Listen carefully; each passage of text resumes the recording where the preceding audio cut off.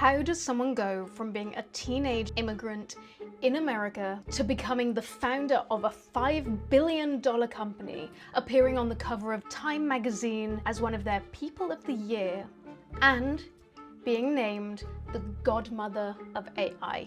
Yes, if you haven't guessed it yet, this video is the first in a series of deep dives into Fei-Fei Li and her company, World Labs. Let's wind back to the early 1990s. A young girl in her bedroom throwing herself into physics and maths textbooks, reading every single science book she can find. The talk of tiny particles with quantum properties felt like a gateway to another world. So much more enthralling and expansive than everyday life. Yet somehow studying the fundamental laws of the universe felt a lot safer than the world around her.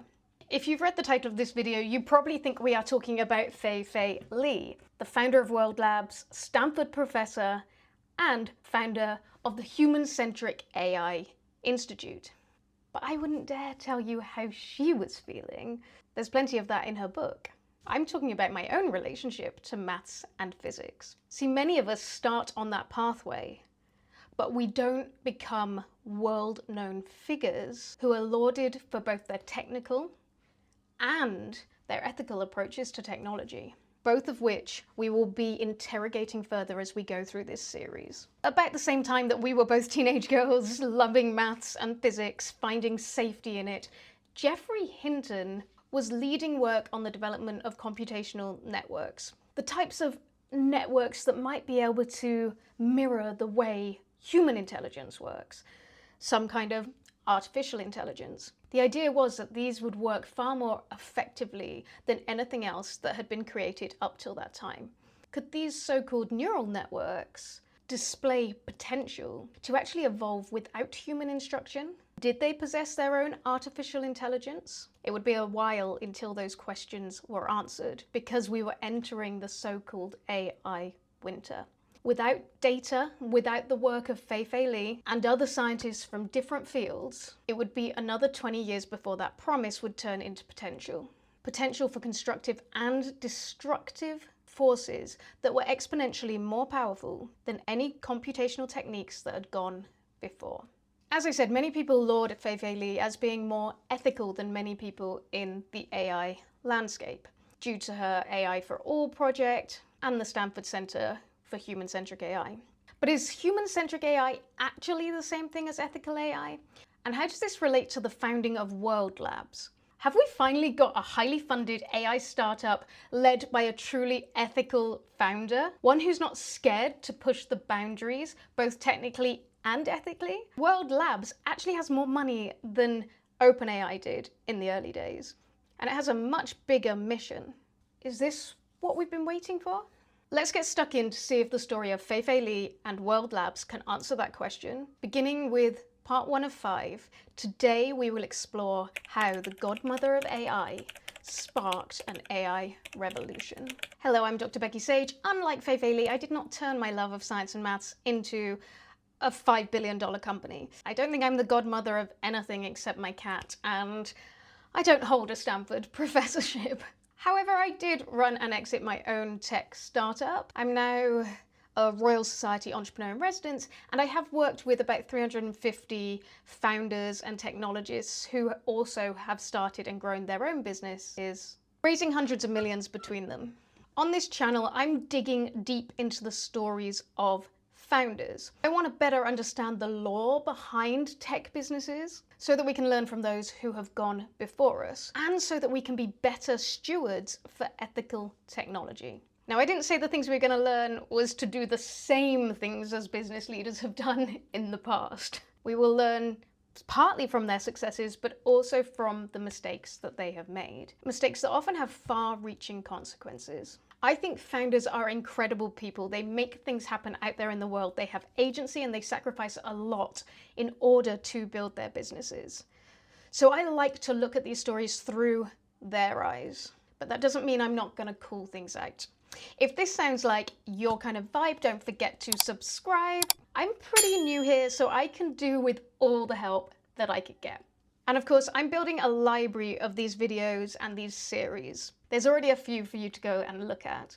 And if you're excited to follow the whole Fei-Fei Li story, don't forget to drop me a comment in the comments below so that I can know what excites you. And it's just really nice to know that you're there so that we can connect with one another. I've been fascinated by Fei-Fei Li for a while. Her book is this beautiful intertwining of her own story and the story of AI, both of which happened at a similar time. Her human-centric approaches, which are informed by her own stories, seem much more connected to the real world than a lot of the tech bros who are out there. But let's not be naive. She is a big player in the AI world, based at the heart of Silicon Valley, sitting on the cover of Time magazine alongside Altman, Musk, Zuckerberg. Can you have one of the world's biggest AI startups and be at the forefront of AI research and still be ethically sound? In these videos, I ask the question, is it Marmite? If you're in the UK, you will know what that means. If you're not, with Marmite, we say, do we love it or do we hate it? Because some people really hate it, some people really love it. I love it, actually. And here, I hope that by examining that question, is it Marmite, that actually what we will find is something more nuanced. Let's find out. In this first episode, we're going to cover who Fei-Fei Li is, how she got into AI in the first place, how she was part of building the foundations of modern AI.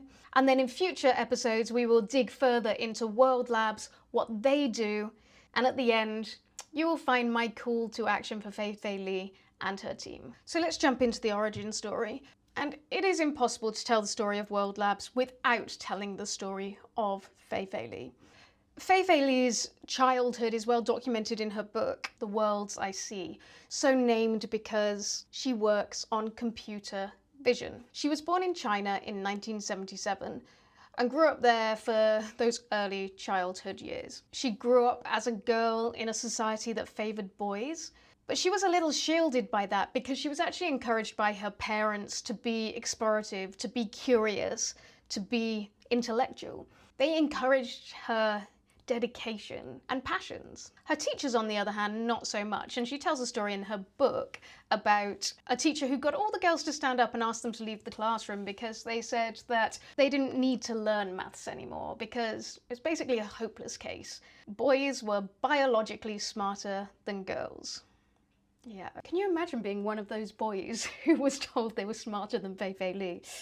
Anyway, eventually they moved to the USA. And of course, as a Chinese immigrant family, it wasn't the easiest of things. They had to learn English. And because she was picking that up at school, she learned it more quickly than many members of her family, so she could help to translate for the rest of them. But just like me, with a totally different childhood, but she still found safety in physics, in maths. And this was actually encouraged by one of her teachers, Mr. Sabella, who again, she talks about a lot in her book. He ended up being a huge source of support for her. He wasn't giving her special favors, but he was keeping expectations high, and he helped her as she navigated a new language, new societal norms, even the administration of financial support as she got into Princeton, a school that she dreamt about, knowing that this was a place that Einstein had been. This was a stark contrast to the teacher in China, who had said that girls don't have the brains for maths. So maths and physics had been her first love, and then AI started to become an enthralling subject to her. But it didn't start with computers, it started with an insatiable desire to explore the world around her. Not through language, even though she had already mastered it at this point, but through her medium of choice, which was vision. This ultimately became somewhat of an obsession, and it is the theme that runs through all of her work. Often when Fei-Fei Li is describing the birth of this obsession, she talks about the Cambrian explosion, the time period approximately 539 million years ago when there was a sudden explosion of species, resulting in most of the classes of animals that exist today. And what was that catalyst for growth? Major theories say that this origin of so many of the species that live on our planet today came from something simple: an organism being able to detect a photon of light. So Fei-Fei Li's ongoing hypothesis was that for technology to evolve into something truly intelligent, it has to be able to see. It has to be able to sense the 3D worlds around us. Words are not enough. Words are all I have. No, we have more than words, Ronan Keating. This vision, with all the tenacity of an immigrant teenager, has set the trajectory for the rest of her career. A tenacity that has helped her to thrive in environments that could have been incredibly hostile to her. I should know. I've skirted around several of the fields that she's been in. Fei-Fei Li talks a lot about the excitement of having her North Star. But what happens when a North Star collides with startup funding and the demands of a for-profit business? You probably already know the answer to that if you've seen my OpenAI video. Is that impact going to be the same for Fei-Fei Li and World Labs? We might get some clues from the time she spent at Google, which I'll discuss in a future episode. It probably goes without saying that Fei-Fei Li became an academic success. You know already that she became a Princeton undergrad. But of course, this did not come without challenges. Her family was still a fairly newly immigrant family into the US, after all. So this is when she got her first taste of business. She actually set up a family dry cleaning business. She worked alongside her family to maintain that business for 8 years, from when she was 18, 19 years old, all the way up to when she was doing her master's degree at Caltech. So she did all of this while successfully completing an undergrad degree and a postgrad, and ultimately she went on to do her PhD in, are you ready for a PhD title? Visual recognition, computational models, and human psychophysics. Human psychophysics is the scientific study of the relationship between physical stimuli, like light waves, sound frequencies, pressure, and the subjective sensations and perceptions they produce in our minds. Knowing the psychophysics of humans can help inform the way robots behave. Now, before we move on, I want to ask the question of whether or not Fei-Fei Li was already framing the ethics of such technology at this time. This work was clearly building towards an academic problem that she was very excited to solve. But are there wider issues of developing such technology? And if yes, does that mean that you shouldn't develop it?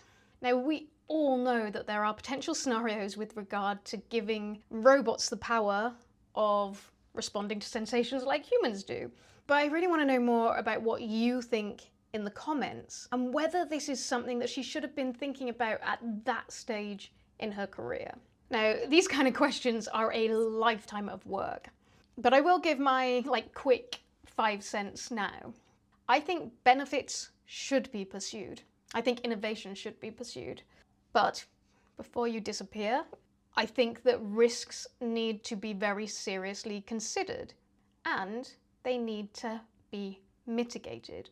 Not in a checkbox kind of way, in a integral to human beings and how they're going to interact with their lives kind of way. But I actually think it's a big flaw in our education system at all levels, but particularly at PhD level, if we can't hold those two things together.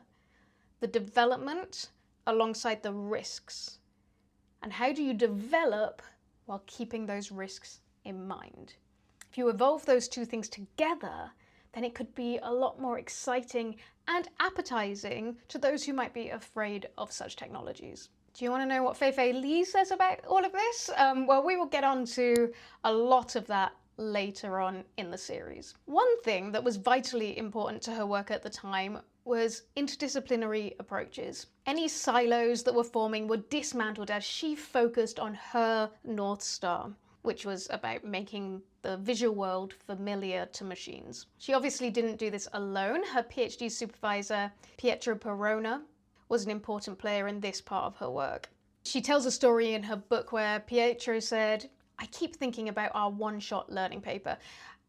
And I should say, I will create a document that lists all the resources that I've used to create this series. There are probably dozens." So he said, "I keep thinking about this one-shot learning paper. I'm proud of what we accomplished, but we all know that data was the star of the show." So a quick note on the one-shot learning paper. This was a paper that was about an AI model being able to recognize an image with one shot, like look at it once, and it was able to do this because of previous things they had seen, but those previous things were unrelated to the image that it was seeing. This isn't weird to us now, right? We all know AIs that can, they know exactly what they're seeing when they see a picture. You can upload something and it will say, oh yes, I see that's your cat sitting on the windowsill. But this was really in its infancy over 20 years ago. So this was the beginning of this real focus on data, something that we might think of as the second corner of the AI triangle, the first being the AI models themselves. Third will emerge a little bit later in this episode. It might seem obvious to say this now, but at the time the focus was largely on the models, the different algorithms that people were building. The question of how much data is required and how might we get that data or organize that data was somewhat new. There are some slightly comical parts of this book where they discuss like how much data might be necessary, how many image classes, and what categories should they talk about. Dog breeds, cat breeds. They looked at what was out there already and they decided that they were going to create 101 categories of image, which in total led them to just under 10,000 images. The images were downloaded and categorized by students, and yes, that imagery was scraped from the internet. Most people at that time would probably think that downloading just under 10,000 images from the internet for a PhD project would be considered fair use. If you really ask yourself that question now, you probably think the same. But many may argue that this is the gateway to a lot of the issues that we see now regarding AI companies and scraping of the internet, all of the different copyright issues. My view, when I think back to that point in my life when I was doing my PhD, if this had been my project, I probably would not have thought twice about doing this. Now, it's not clear what license any of the images were published under that they were pulling from the internet. I'm not sure if they know those details. All that I can find is that they were sourced from a Google image search. The images that were brought into this database were cropped, labeled, and then used to train models, AI models, if that wasn't clear. So is this the beginning of AI companies making private citizens wealthy, delivering some positive, negative, ambiguous impacts to the world based off other people's work? Personally, I don't think that there is an issue with using published works to train AI as long as there is permission granted and it's for that specific use. I do, however, think that there is an issue with how the AI models that have been trained on this data are then potentially used and who gets wealthy off the back of it. If public data is used, then the public should be recompensed in some way. Some might argue when we ticked those boxes on Facebook 20 years ago as we uploaded our images, that was us giving permission. But how could you consent to something that didn't even exist yet? Using the world's data, amongst other things, to create private wealth is clearly a problem. But is this the sliding doors moment where we might have done things differently? Let's jump back into Fei-Fei Li's story. Of course, once she'd completed her PhD, she was single-focused on trying to solve this problem of computer vision, at least in her working life. The Caltech 101, which was the database we were just talking about, helped in her academic journey and helped in her march towards solving this problem. But it was its successor, ImageNet, that changed the game.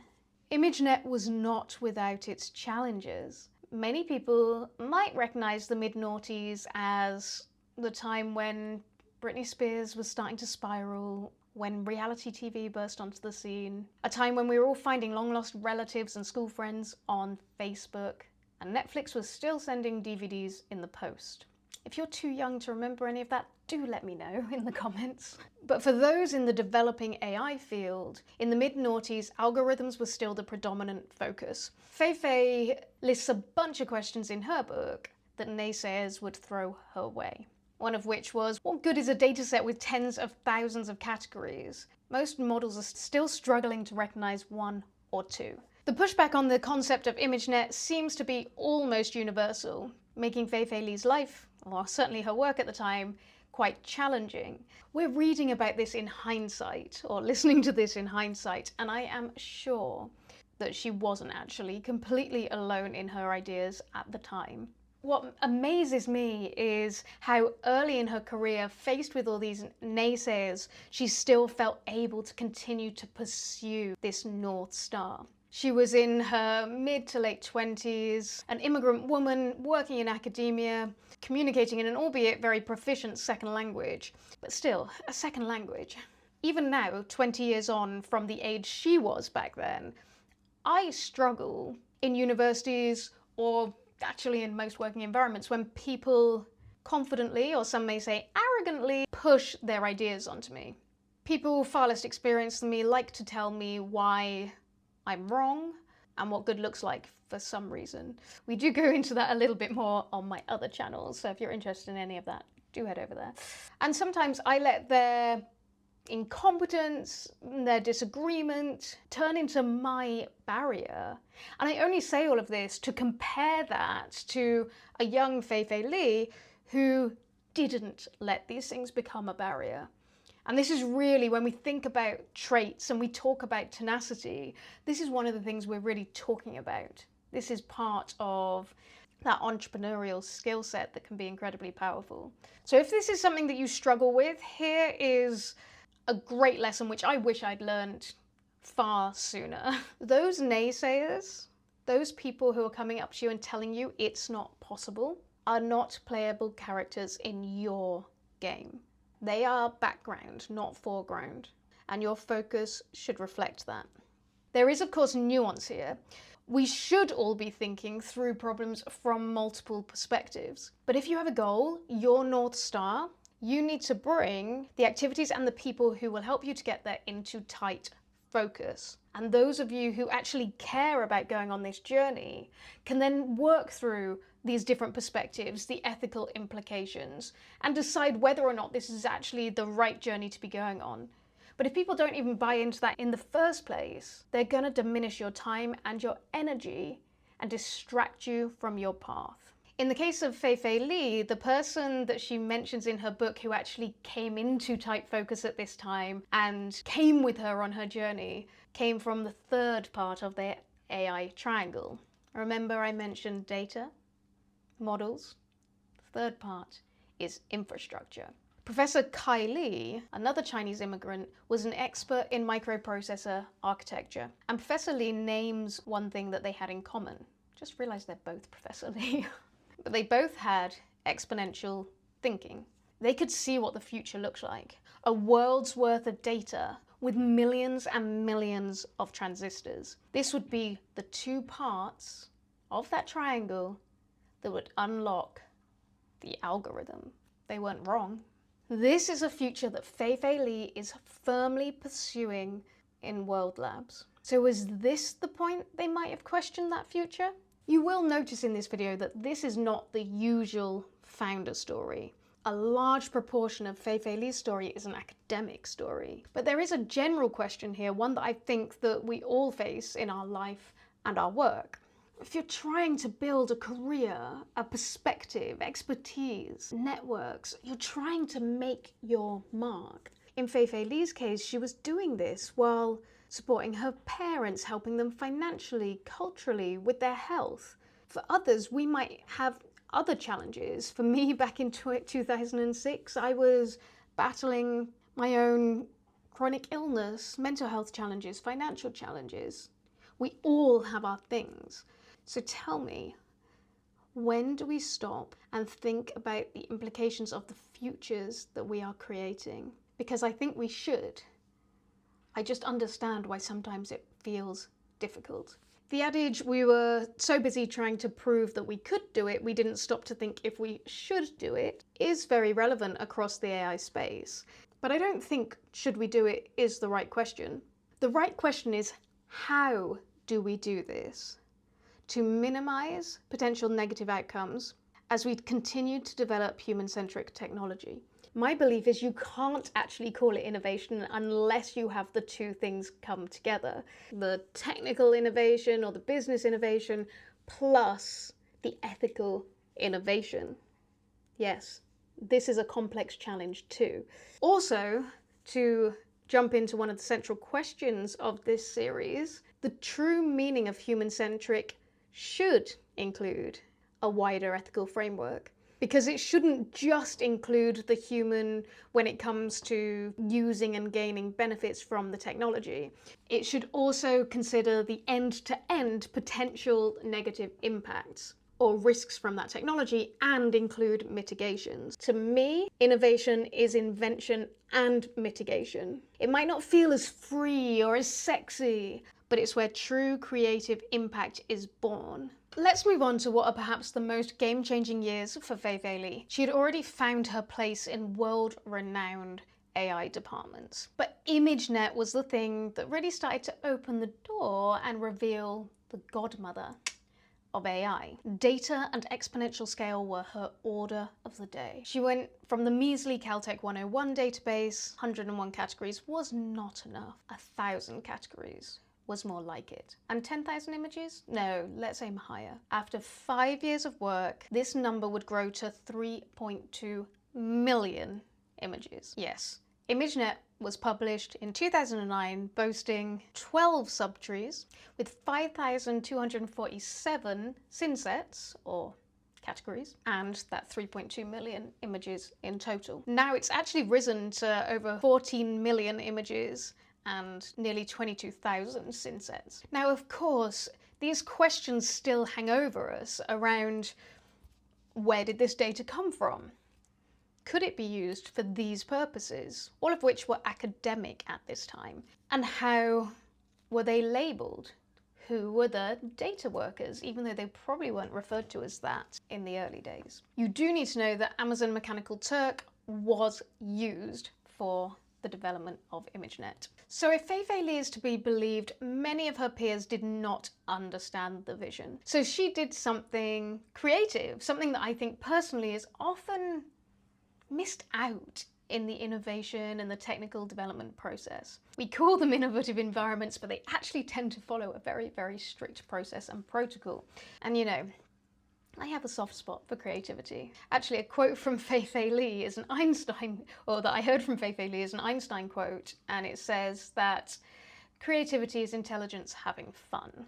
Why wouldn't we want to have fun as we innovate? And we might actually do a better job. Also, the timing of this, mid to late noughties, there was quite an embracing of kind of tech and creativity coming together. You'll have seen that in some of my other videos as well. And actually, I'm calling right here, right now, to bring it back. Bring it back! Let me know if you want more creativity in your life, or if you think we should be pulling more creativity into the technological work that goes on today. Actually, also let me know if you know of any really good examples, because I'd love to look into them. So Fei-Fei Li had to think differently as she developed ImageNet. Firstly, to develop a high number of images, but also to prove that there was real value in what she was doing in this massive database. She had to be creative about how to pull these three pieces of the triangle together. So as Fei-Fei Li worked with her team, they realized that instead of building the perfect model themselves, ImageNet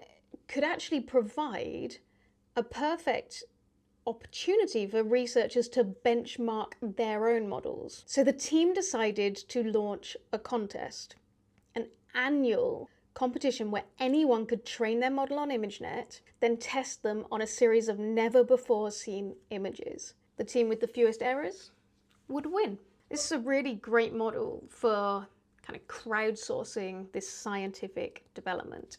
So the ImageNet competition was launched in 2010, and the first couple of years were somewhat of a damp squib. But in 2012, a new idea was submitted by Alex Krzyzewski, yes, that Alex, Ilya Sutskever, yes, that Ilya Sutskever, and Geoffrey Hinton, yes, that Geoffrey Hinton. They decided to use a neural network called AlexNet. Many people thought neural networks were just kind of old cobwebs back in 2012, but things were about to change. The performance of AlexNet blew the other entries out of the water. And much of what has followed in AI development flows from this moment. The first principles of our modern AI era had been set. Large amounts of compute, or GPUs, large amounts of data, plus powerful neural networks gave you algorithms that could predict. Whether or not at this time this was true artificial intelligence is a question for another day. In the early years of Fei-Fei Li's research, there was some focus of the human-centric aspects that she would become known for in later years. But really most of that was more around the idea of being inspired by humans or by biology, trying to give machines the same power of vision as we have. At the time, her view of this human-centric approach was more about the idea that there were potentially infinite benefits this could give humans. There are also some inklings of the future founder in Fei-Fei Li at this time. She appears to have possessed great leadership in the early years. She had a clear vision of where she wanted to go, all the way back from wanting to go to Princeton to attending the most prestigious universities for postgrad, and then ultimately launching this contest that relaunched neural networks into the public conscious, showcasing the value of data. She also proved to have the tenacity, the creativity, the work ethic that is so important for founders. In fact, these are all things that the best researchers and founders have in common. She had actually already been a founder with the dry cleaning business, but I think back in the early days, in the early 2010s, she probably didn't have the motivation to become a tech founder. It wasn't the next step towards her North Star. However, after serving another few years in research, continuing to develop ideas, research reputation, as she climbed the AI research circles, she became the 7th director of the Stanford AI Lab, or SAIL, which enabled Fei-Fei Li to firmly embed herself in the center of Silicon Valley just as the AI winter was fast thawing. She had found herself sailing the AI arc, lucky to be one of the chosen few ready to thrive in the upcoming AI flood. The question we will look at in the rest of this series is, who else is coming with her? Is it just those fellas sitting on the front of Time magazine with her? Or can we all benefit from her being at the helm of an AI business? That's where we're going to leave it for episode 1. Don't forget to hit the subscribe button and push that notification bell to be notified as soon as episode 2 lands. Thanks for watching, and I will see you soon.